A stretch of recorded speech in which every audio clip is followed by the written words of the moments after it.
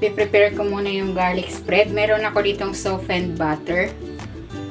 Maglalagay ako ng 2 kutsarang minced garlic. Fresh garlic. Ayan. At ng chopped parsley. Haluin natin. While waiting, kung hindi ka pa nakapag-subscribe sa aking channel, please subscribe at i-click mo na rin ang notification bell para lagi kang updated sa aking latest recipes. Ayan, okay na ito. I-set aside muna natin ito. Meron ako ditong baguette.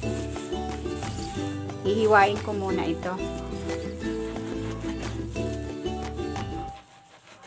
Ayan, ganito lang.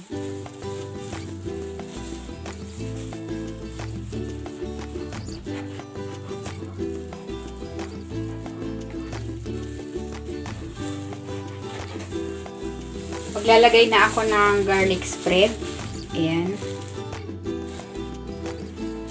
Kabilaan.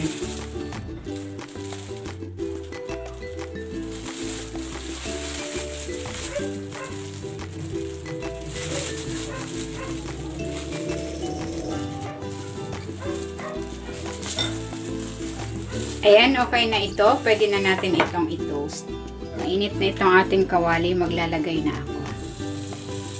Pwede nyo itong ilagay sa oven o kaya sa toaster.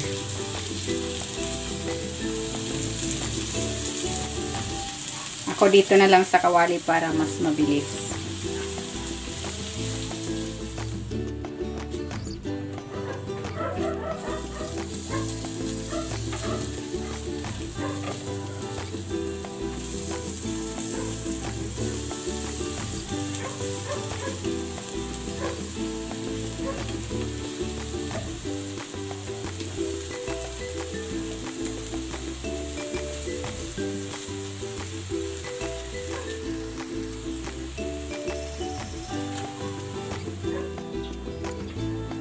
Okay na ito, hanguin ko na.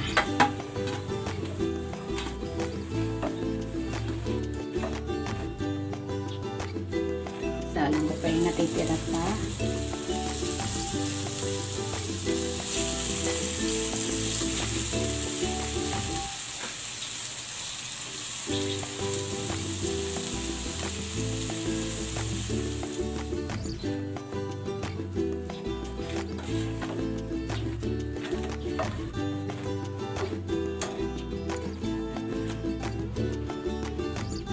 Ito na, ready na itong ating garlic bread.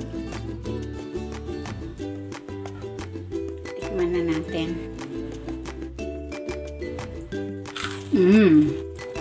Sarap.